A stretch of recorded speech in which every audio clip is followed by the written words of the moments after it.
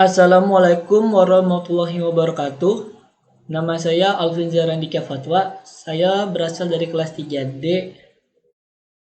Di sini saya ingin mempresentasikan hasil PowerPoint saya tentang termodinamika teknik. Definisi termodinamika teknik. Termodinamika merupakan suatu ilmu pengetahuan yang membahas suatu hubungan antara panas dan kerja yang menyebabkan perubahan suatu zat. Jika suatu zat diberi energi panas, akan mengakibatkan perubahan energi dari bentuk ke bentuk lainnya, baik secara alami maupun rekayasa teknologi, tanpa ada pengurangan atau penambahan. Prinsip ini disebut dengan kekekalan energi. Seperti ada yang gambar di samping ini, ada sistem, ada lingkungan, dan ada energi. Ketiganya itu biasanya saling mempengaruhi satu sama lain. Dalam proses demikian, biasanya pekerjanya suatu gaya yang mengalami usaha atau kerja. Prinsip termodinamika. Prinsip termodinamika dapat dirangkum dalam 4, yaitu hukum termodinamika kan 0 jika suatu benda berada dalam kondisi setimbang termal dengan benda ketiga, maka benda-benda tersebut berada dalam kesetimbangan termal satu sama lainnya. Hukum selanjutnya, hukum pertama, yaitu prinsip kekekalan energi memasukkan kalor sebagai mode perpindahan energi. Hukum kedua, yaitu bahwa aliran kalor memiliki arah. Dengan kata lain, tidak semua proses di alam adalah reversible atau dibalikan arahnya. Selanjutnya, hukum ketiga, yaitu suatu sistem yang mencapai temperatur 0 absolut, semua proses akan berhenti dengan entropi sistemnya yang mendapat nilai maksimum, yaitu delta S sama dengan 0. Entropis, benda berstruktur kristal yang sempurna pada temperatur 0 absolut bernilai 0. Prinsip termodinamika. 1. Sistem tertutup. Jika ada pertukaran energi, tetapi tidak terjadi pertukaran zat dari sistem ke lingkungan.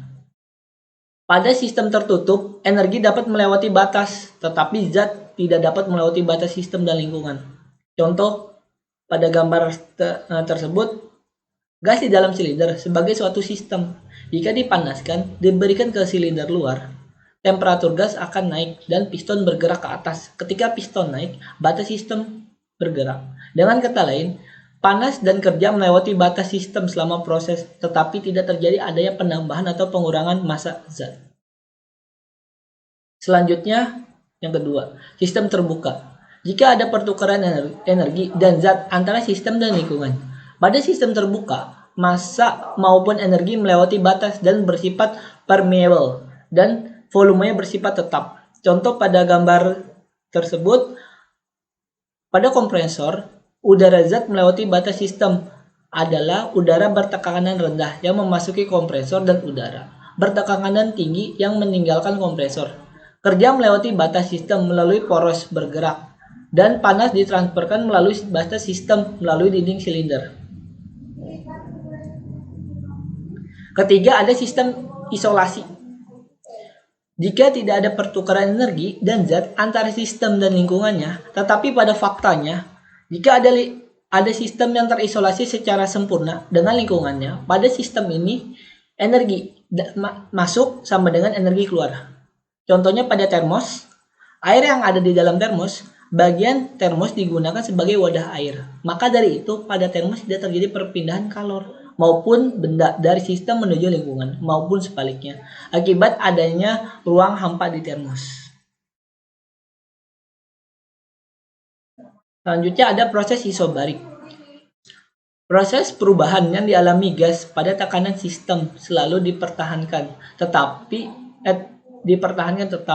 atau delta P sama dengan 0. Usaha proses isobarik dapat ditentukan oleh luas kurva tekanan dan volume dengan persamaan W sama dengan P dalam kurung delta V seperti pada di gambar bawah ini.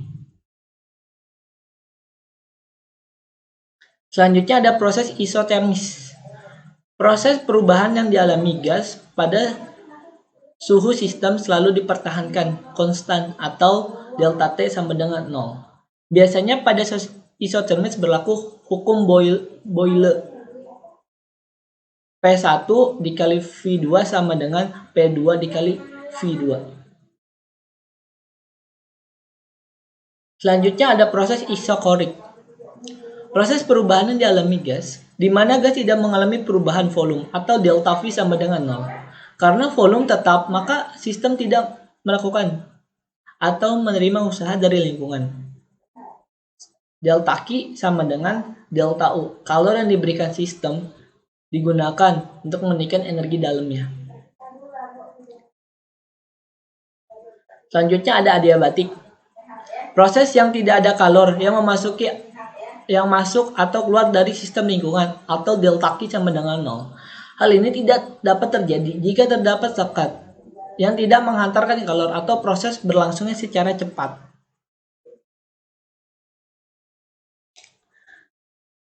Selanjutnya ada materi gas murni dan gas ideal.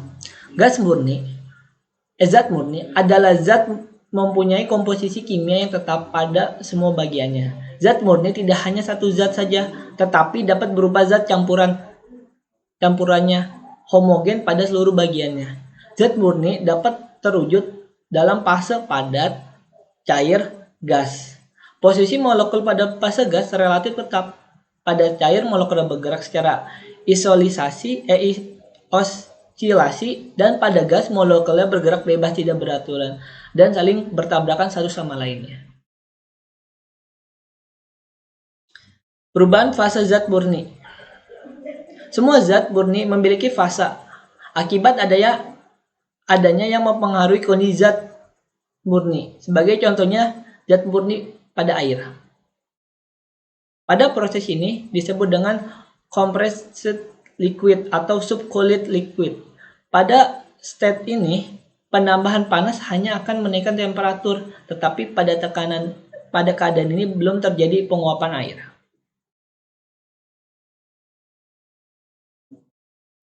Selanjutnya ada saturated liquid atau cairan jenuh.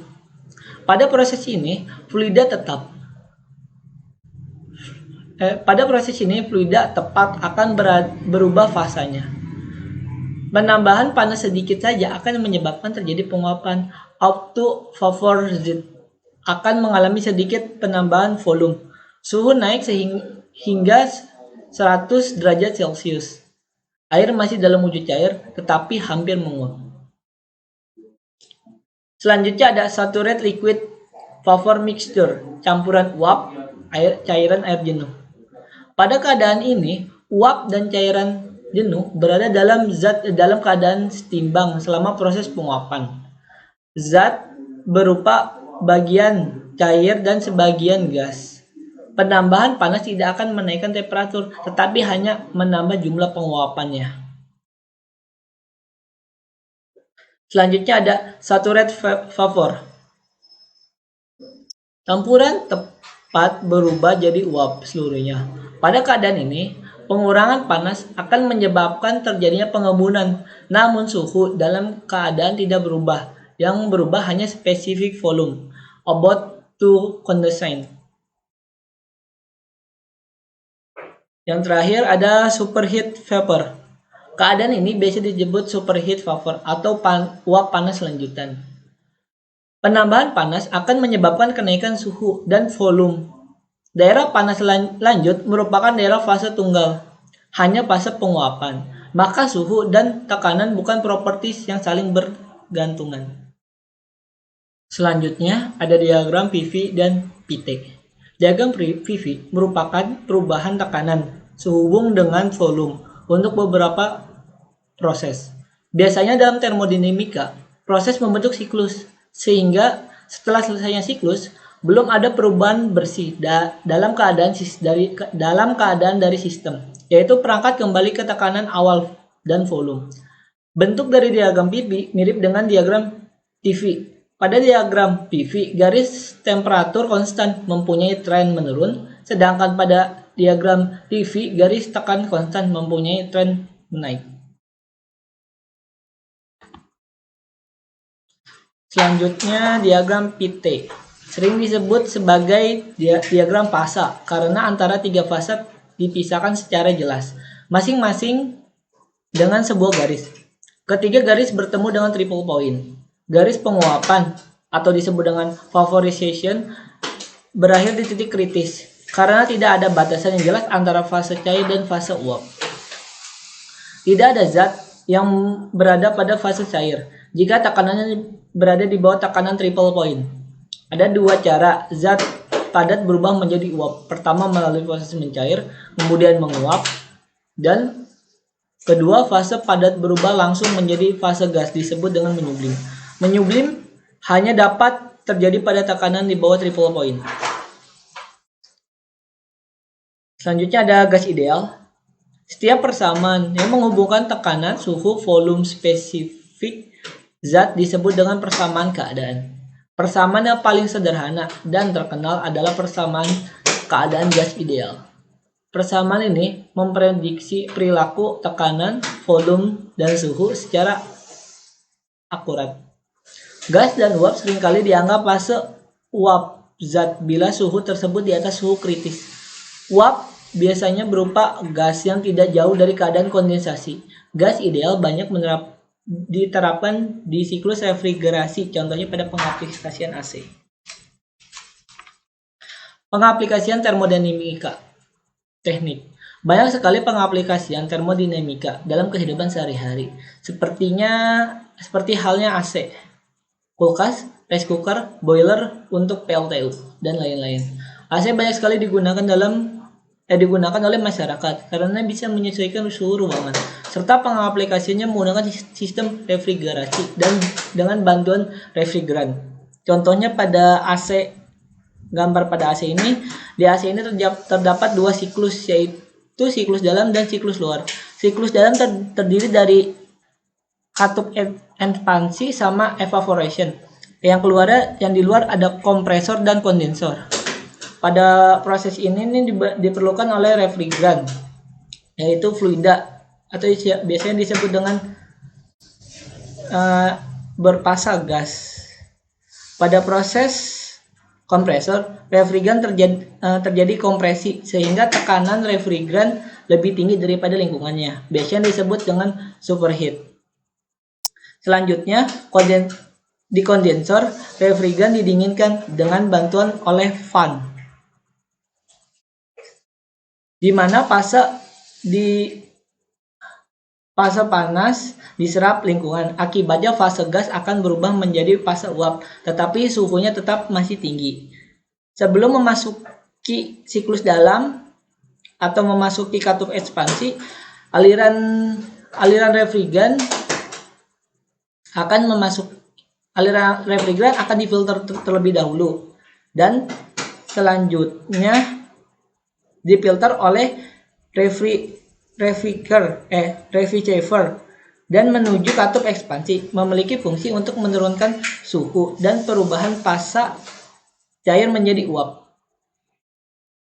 Setelah melalui proses katup ekspansi, maka selanjutnya cairan refrigeran tersebut akan memasuki evaporator. Pada evaporator, suhu